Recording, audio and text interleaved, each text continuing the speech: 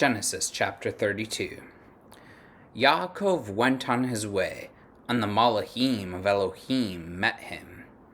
And when Yaakov saw them, he said, "This is Elohim's camp." So he called the name of that place Mahanaim.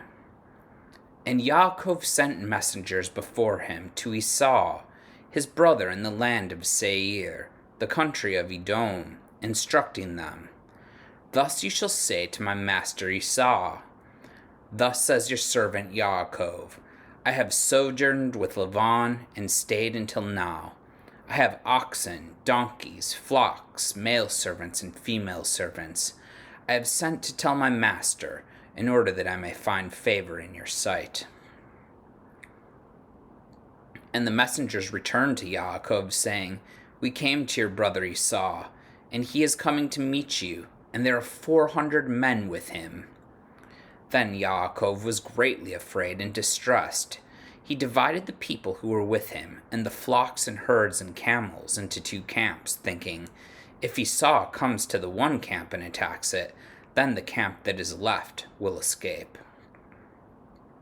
And Yaakov said, "O Elohim of my father Avraham, and Elohim of my father Yitzhak, O Yahweh, who said to me, 'Return to your country and to your kindred, that I may do you good,' I am not worthy of the least of all the deeds of steadfast love and of all the faithfulness that you have shown to your servant, for with only my staff I crossed this Yarden, and now I have become 2 camps.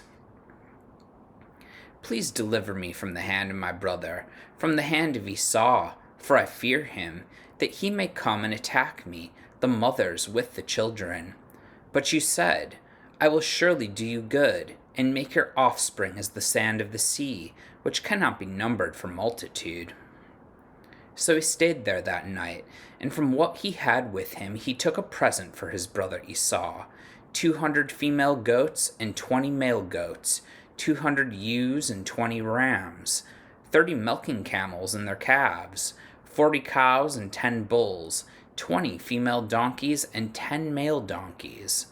These he handed over to his servants, every drove by itself, and said to his servants, "Pass on ahead of me, and put a space between drove and drove."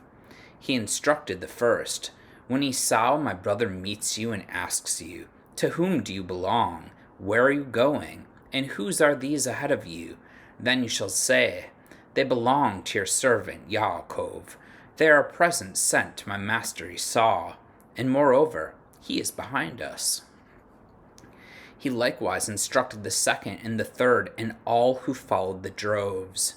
"You shall say the same thing to Esau when you find him, and you shall say, 'Moreover, your servant Yaakov is behind us.' For he thought, 'I may appease him with the present that goes ahead of me, and afterward I shall see his face. Perhaps he will accept me.' So the present passed on ahead of him, and he himself stayed that night in the camp.